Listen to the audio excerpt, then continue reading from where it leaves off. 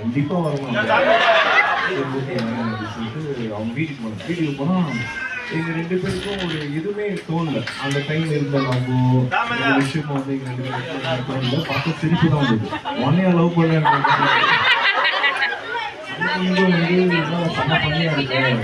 அந்த நல்ல ஃப்ரெண்ட்ஸாவே கண்டினியூ பண்ணிக்கலாம்.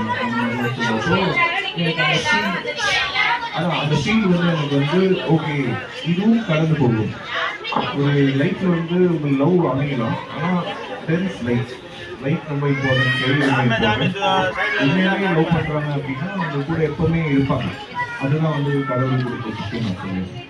ஸோ நீங்க என்ன கேள்விக்கிறீங்க? அது ஒரு ஹாப்பியா முடிஞ்சுதான்.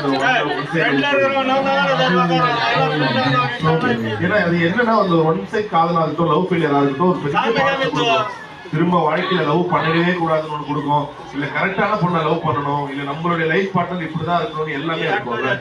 அதுக்காக கேட்கிறேன், அந்த ஒரு மாற்றம் உங்க வாழ்க்கையில இப்ப எப்படி மாறி இருக்கு?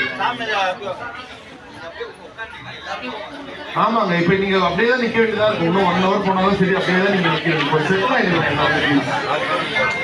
அப்படின்னு சொல்றது கேளுங்க.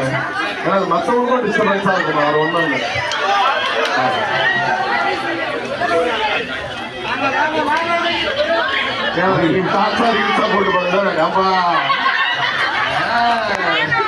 போகும்போது ஒரு எண்ணம் இருக்கும், இந்த மாதிரி 100 நாள் பயங்கரமா இருக்கும். உள்ள போன உடனே ஒருத்தரும் கூட ஒரு மாதிரி உங்களுக்கு ஏற்பட்டு யார் கூட ஆரம்பத்துல இருந்து எப்போ ஆகலாம்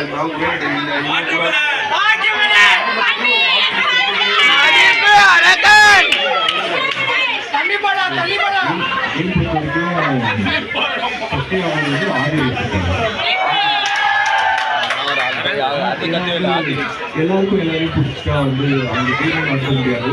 அவங்களுக்கு சுவாரஸ்யமா இருக்காது. பட் அவங்க இருக்கும்போது நல்ல ஒரு மேபி அந்த ரேஸ் வந்து அவங்களுக்கு புரிஞ்சுக்கான டைம் வந்து கொடுக்கல.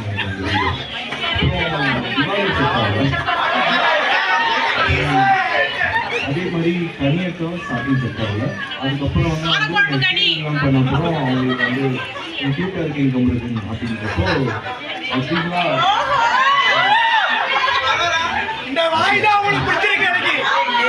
சூப்பர். நீங்க அங்கிருந்து பேச ஆரம்பிச்சிருக்கீங்க. சரி, இப்போ அவ்வளவு சீக்கிரம் வந்து நீங்க யாரையும் பிரச்சனை மாட்டீங்க, கொஞ்சம் ரொம்ப உஷாரா இருப்பீங்க. அந்த மாதிரி ஒரு சம்பவம் யாரும் உள்ள பார்த்த உடனே ஓகே இந்த மாதிரி ஒரு ட்ரெஸ் பின்னாச்சு